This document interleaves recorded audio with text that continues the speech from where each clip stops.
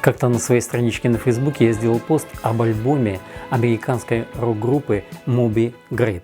Альбом назывался Live Grape. Этот пост увидела американка, одна из моих друзей на Фейсбуке, миссис Эрин Дейли. Она мне написала и спросила, а не хотел бы ли я иметь в своей коллекции пару альбомов, лучших альбомов этой группы Moby Grape. Я, конечно же, с большим удовольствием согласился с таким предложением и принял его. И Эрин Дейли выслала мне два лучших, первый и второй альбомы американской группы Moby Grape. Я не думаю, что американская рок-группа Moby Grape широко известна на постсоветском пространстве. Но, тем не менее, данная группа журналом Ultimate Classic Rock считается одной из 25 лучших американских рок-групп 60-х годов. Американская рок-группа Moby Grape, основанная в 1966 году, является частью психоделической музыкальной сцены Сан-Франциско. Группа объединила элементы рок-н-ролла, фолк-музыки, поп-музыки, психорока, блюза и кантри в мощном гармоничном водовороте. Все 5 членов-основателей – Алекс Спенс по прозвищу Скип, гитара-ритм, Джерри Миллер, гитара-соло, Питер Льюис, гитара в стиле фингерстайл, Боб Мосли, бас, Дон Стивенсон, ударные. Все 5 парней были и авторами песен, и певцами. Первый состав группы распался в 1969 году, отчасти из-за того, что участники группы Боб Мосли и Скип Спенс страдали психическими заболеваниями. После этого группа много раз реформировалась и время от времени продолжала выступать в разном составе. Всего группа выпустила 10 альбомов на виниле, включая концертный альбом. Успех Moby Grape сопровождался многолетними юридическими спорами с их бывшим менеджером Мэтью Катсом. Ранее он был менеджером известной группы Jefferson Airplane. Юридические трудности возникли вскоре после образования группы, когда Мэтью Катс настоял на том, чтобы в его контракт на управление было добавлено дополнительное положение, предоставляющее ему право собственности на название группы. В то время различные участники группы были в долгу перед Катсом, который платил за квартиры и покрывал различные их расходы на проживание до того, как группа выпустила свой первый альбом. Несмотря на свои возражения, члены группы таки подписали этот контракт, отчасти полагая, что если они этого не сделают, у них не будет дальнейшей финансовой поддержки. «Мы были просто глупыми молодыми парнями», признался впоследствии Мосли. Спор с Катсом обострился после того, как в 1973 году права участников группы на их песни были подписаны без их ведома. По словам участника группы Питера Льюиса, их менеджер Мэтью Катс привнес в группу дух конфликта. Он не хотел, чтобы было равноправное партнерство с группой, и к своему несчастью, члены группы подписали с ним такой контракт.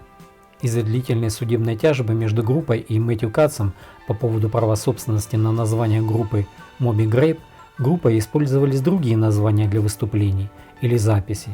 К примеру, Mosley Grape, Legendary Grape, Maybe Grape, Fine Wine, The Melvilles. И только в 2026 году, после более 3 десятилетий судебных баталий, группа наконец вернула себе свое название. Верховный суд Калифорнии постановил, что все права собственности, относящиеся к записям и песням до 1973 года, являются исключительной собственностью Moby Grape. В нем также предусматривалось, что Мэтью Катс должен выплатить причитающейся группе гонорары, и что теперь имя Moby Grape принадлежит участникам группы.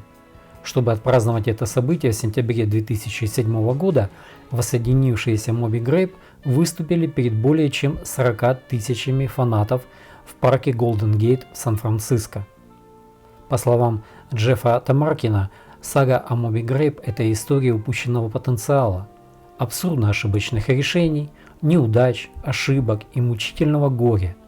И все это настроено на мелодию одного из величайших рок-н-роллов, когда-либо выходивших из Сан-Франциско. Moby Grape могли бы иметь все, но в итоге остались ни с чем и даже меньше.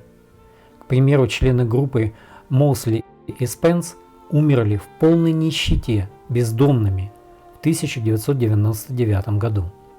Членов группы в зените их карьеры обвиняли в употреблении наркотиков, сексе с несовершеннолетними девушками и прочее. Хотя все обвинения в конце концов были сняты как необоснованные. Группу выгоняли из отелей Манхэттена за плохое поведение. Наркотики члены группы, конечно, принимали. Как вспоминал Льюис, кое-что я помню, но по большей части это было похоже на блуждание в дымке марихуаны и барбитуратов. Скип также принимал довольно много галлюциногенов. Он также связался с белой ведьмой по имени Джанна Стивенсон.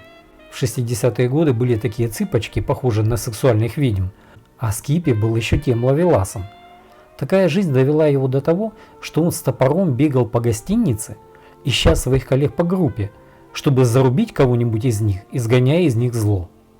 Потом еще отправился с топором в звукозаписывающую студию CBS, где группа работала над записями. Там его, к счастью, обезоружили. Как-то группа Moby Grape отправилась в концертный тур со знаменитой группой The Mamas and the Papas. Уже на второй день после первого концерта за завтраком к ним подошла знаменитая Мама Касс и сказала: «Ребята, вы кучка панков. Вы должны быть благодарны за тур с самой великой группой Америки». И после еще одного концерта группу Moby Grape выгнали с концертного тура.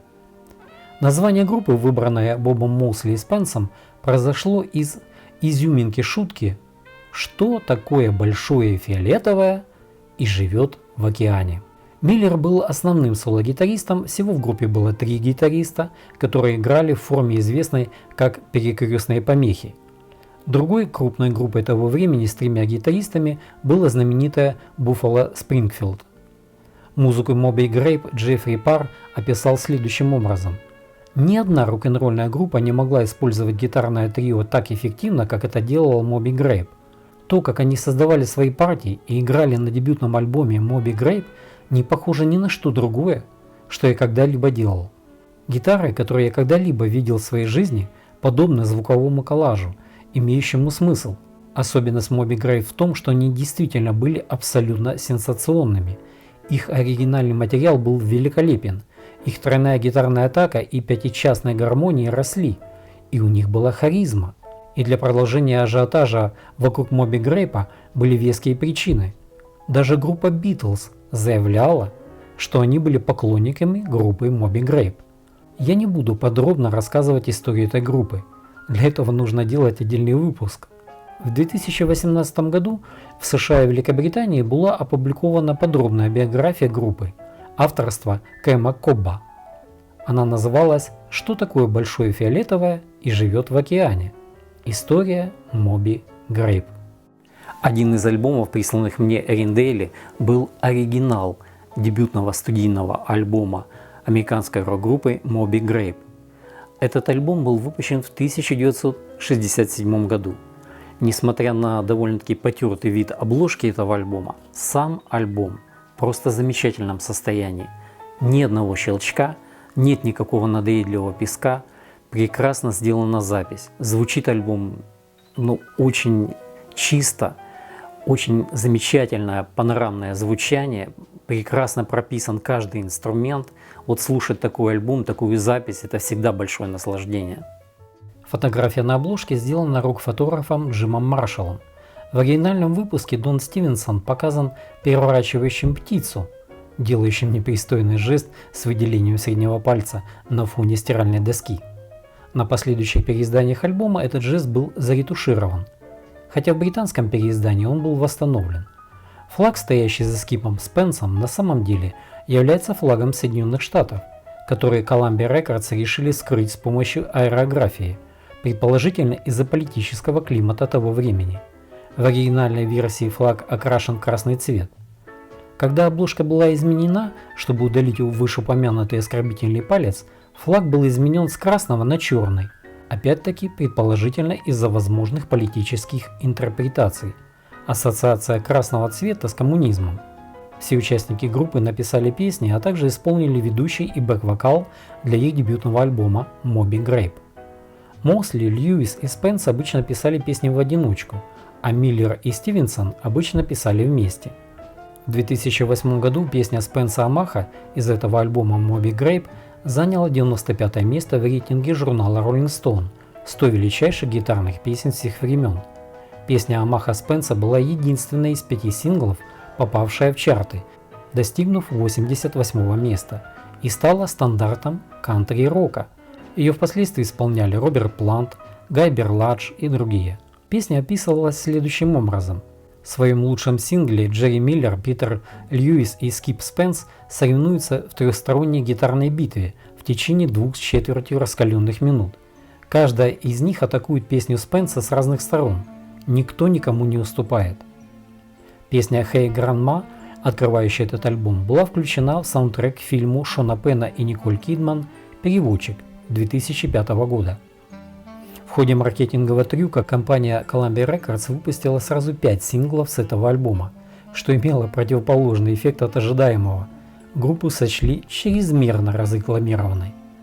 Это было в период, когда основные звукозаписывающие компании активно продвигали то, что тогда считалось контркультурными музыкальными жанрами. В работе над дебютным альбомом в студии Спенс одновременно был катализатором и талисманом. «Он был ликующим парнем, настоящим общительным хиппи», – вспоминал Моусли. «Он действительно сделал музыку реальностью. Во время репетиции он делал много аранжировок. Самое странное было то, что его вокал так не сиял, пока мы не вошли в студию. Вот тогда это действительно произошло». Взаимопонимание было мгновенным. Дон Стивенсон и басист Боб Мосли, фиксирующие ритм, тоже были довольно уникальными. «Все писали, все пели и все играли», – с энтузиазмом вспоминал Джерри Миллер. Что было здорово, так это то, что Скиппи действительно хорошо играл в базовом ритме. Питер играл в дополняющем стиле фингерстайл, а мне оставалось делать свое дело. Несмотря на то, что гитары было 3, у каждого из нас было широкое открытое пространство для игры. Альбом Moby Grape достиг 24-й строчки в чарте альбомов Billboard 200 в сентябре 1967 года. Что касается классических дебютов, то Moby Grape находится на одном уровне с такими дебютными альбомами, как Marky Moon группы Television или The Velvet Underground and Nika. В 2023 году альбом Moby Grape занял 121 место в рейтинге журнала Rolling Stone 500 величайших альбомов всех времен. Известный рок-критик Роберт Крисгау включил его в список 40 основных альбомов 1967 года. Как пишут Джин Скулати и Дэвин Сей в своей книге «Ночи Сан-Франциско», Moby Grape остается одним из очень немногих когда-либо записанных психоделических шедевров. Джастин Фаррар считал, что не будет преуменьшением назвать дебют группы в 1967 году как родовое звено между психоделией, кантри-роком, глэмом, пауэр-попом и панком. Кроме того, в журнале Rolling Stone Record Guide 1983 года говорилось, что их дебютная пластинка сегодня такая же свежая и волнующая, как и тогда, когда она вышла в Сан-Франциско во время лета любви 1967 года. В своей рецензии альбома для AllMusic Марк Деминг написал: «Moby Grape доказали всему миру, что они одна из лучших групп Америки. Хотя история вспоминает Grateful Dead и Jefferson Airplane как более важные, правда заключается в том, что ни одна из таких групп никогда не создавала столь хороший альбом».